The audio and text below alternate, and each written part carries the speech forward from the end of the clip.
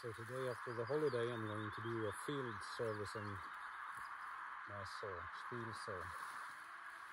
It's a 460, FS 460C.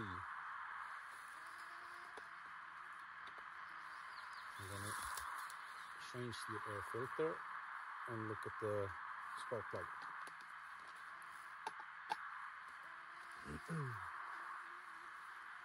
I noticed before the holidays that it didn't perform as well. It wasn't as responsive as it was supposed to be.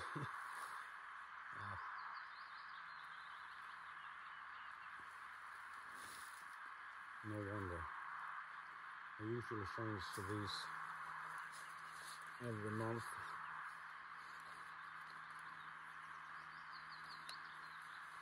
I always take them with me and throw them away. Dispose of them as required. Not leaving them in the forest. We have airplanes circulating overhead today. It's starting to get a bit dry, with the risk for forest fires.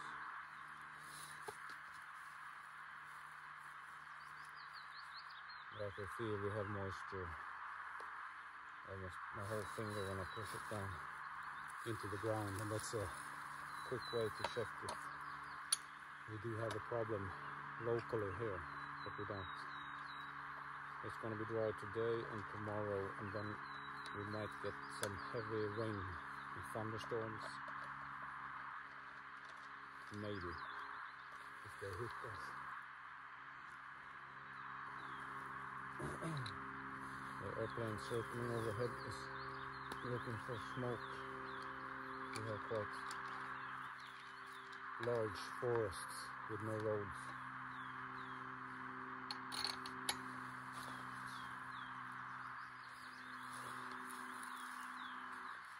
I hear it, but I can't see it. But I know it's them.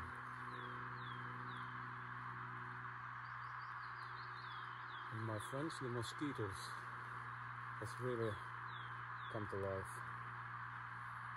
This is looking good.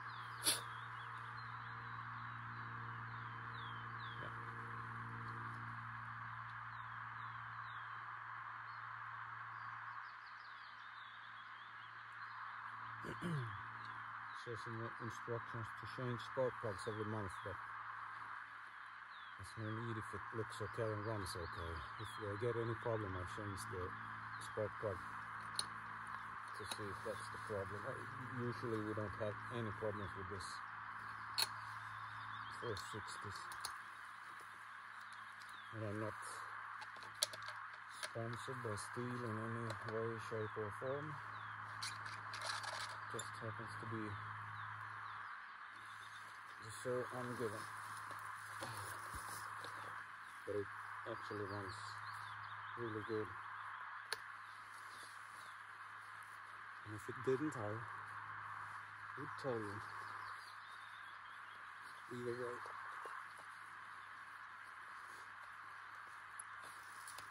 This, bring home and dispose it.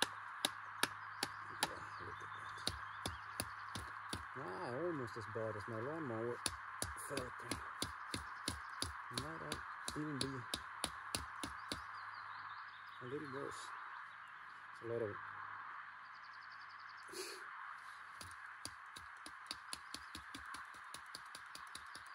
dust from the pines and everything else. We had a horrible season for people that's allergic. We haven't got any rain at all. Okay, let's see if it starts.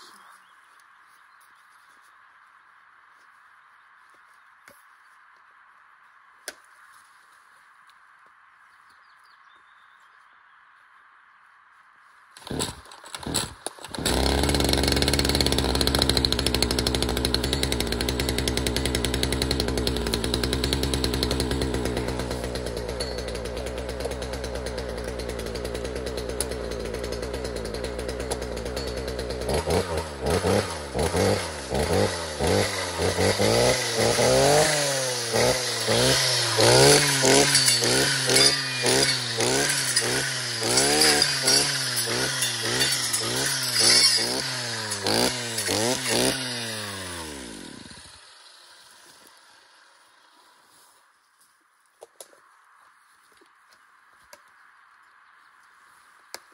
like I hit some rocks last time and didn't do anything about it.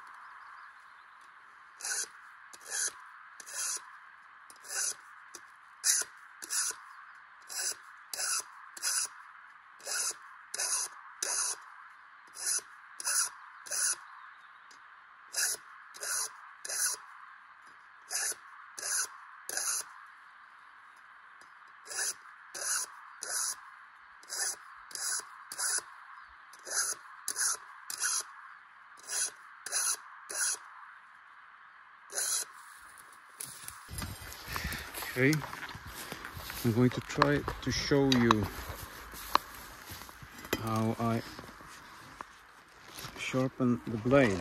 This is the same blade as I used when I cut stumps up at my wife's cottage, the dull one. I try to sharpen, sorry, it's so many mosquitoes, I need to hit them sometimes.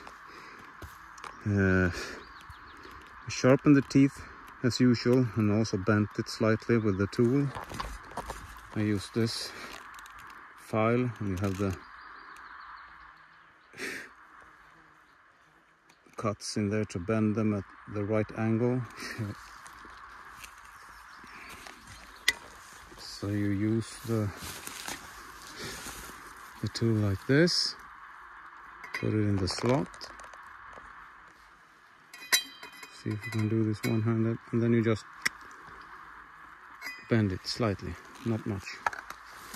You don't want the teeth to make a gap.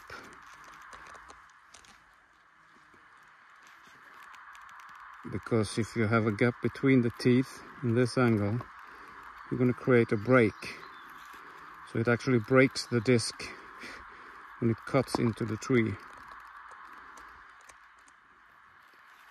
So try to check that you see the teeth is interfering with each other in the sight line. They don't separate like this. They are like this. Because you have this, then you've got to have fibers coming in between and act as a break. When I have come down, you see I filed the tooth from here all the way to there. Then you have a knuckle here. When you have bent the tooth out, you see if I can make it show you. Get a little break there. When you've filed down the tooth before, that's going to cut it. This one. If that one doesn't cut as far in, so this knuckle starts to act as a break in the fibers. So I've come up with a way to use the file. You can see the teeth on this side are already, I filed down the knuckle as a new tooth. Because then it doesn't act like a break, it acts as a secondary tooth. And you get a bigger gap between here to evacuate sawdust. That's how I do this. I've done all that side. And on this side, now this is going to be an ordeal. Let's see if I can make this so you can see. Sorry about the light.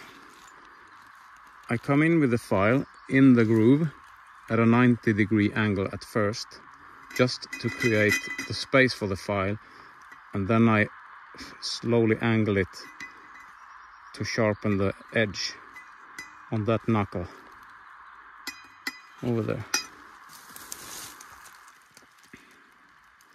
So you can see the knuckle before on the other side. It's sharpened like a tooth. And on this side, I'm going to do that right now. Then this disc is like brand new. That's not the right way, but it's my way. Have a good one.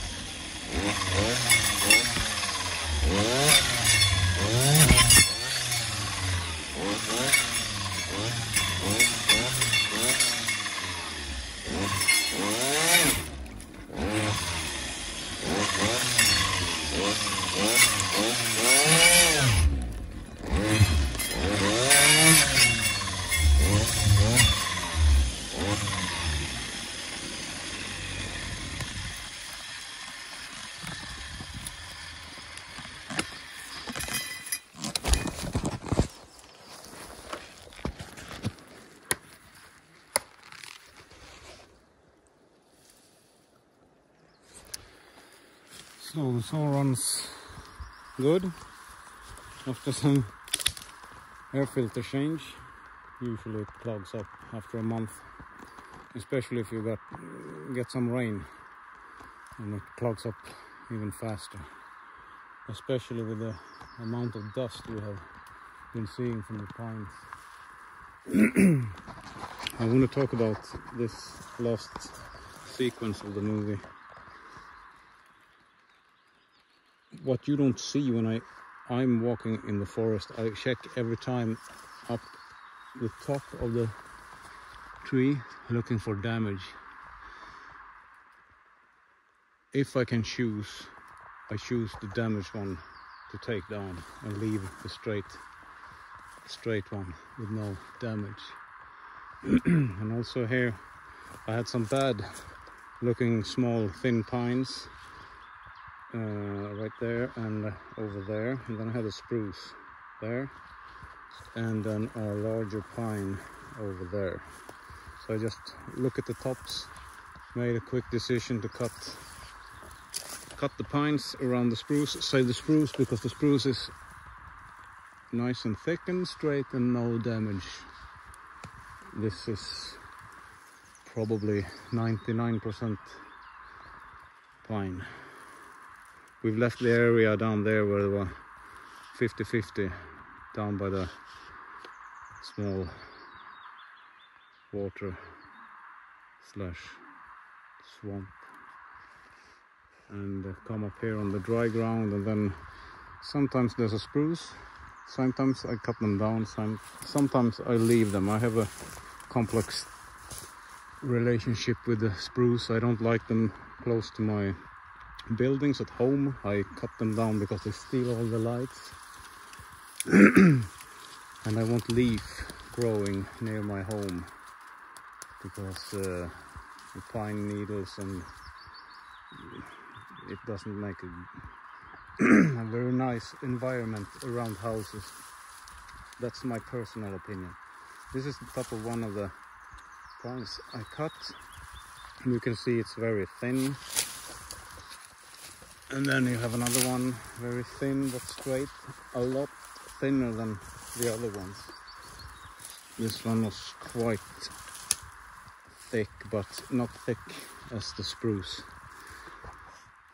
So what the camera doesn't show when I'm walking through this, I follow the rows, take 2 rows at a time, cut on the right side. I cut the side towards me, and then on the left side the same. So when I turn up again, I have cut the other side of my then left row coming up, and I just need to clear that side on my left side and then start on the right side coming up, turn again, then I clean the right side and start the left side, turn up again, clean up the left side and start a new one on the right, and then I keep going like that. Because if you just walk hundreds of meters in the same row, you know, you don't get the feeling that you accomplished anything. So I want to leave the swamp, because at the swamp it's so thick with underbrush, and then coming up here it's get lighter and lighter and easier for me. Then it's a little bit easier to cope with this than just fighting away down in the underbrush. Now I can go down and make one attack on the very thick underbrush towards the swamp, and then I can leave that and come up here on the dry ground and get some lighter work going down, and then turn down again and make another attack at that, because that is mega boring. Yeah, I think that's enough for today. It's the first day after the holidays, midsummer.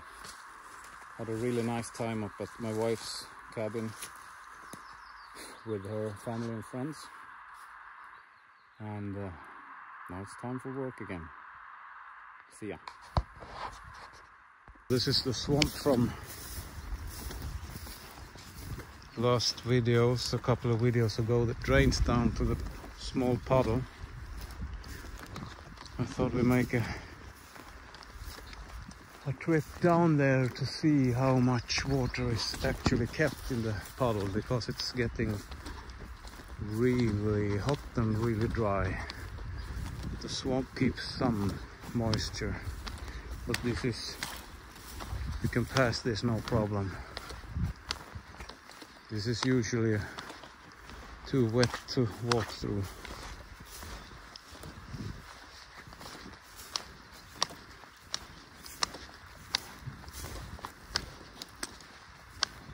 They're also kept in some kind of backup in case of forest fires, to come in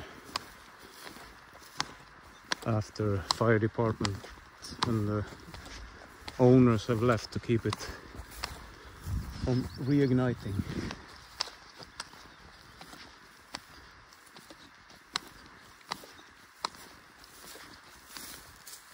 Yeah, it's starting to dry out.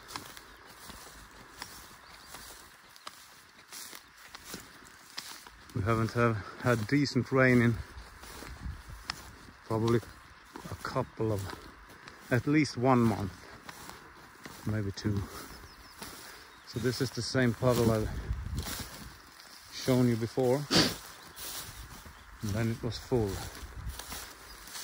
You can see the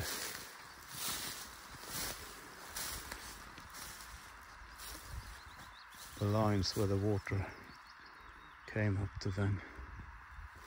So we are supposed to get some rain at the end of this week, but it's thunderstorms, probably very local,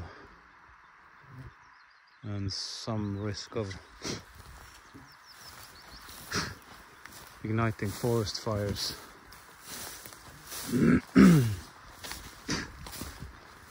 So this is where I filmed. It's probably a week ago, a little more maybe. You can see the leaves. The leaves are starting to dry out.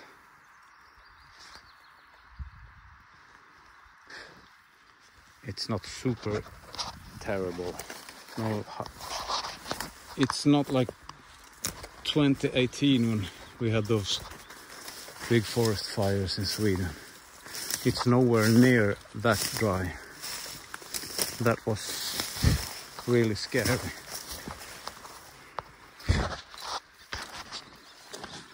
As I showed you before, if you put down your finger and push it through the moss, then you can feel moisture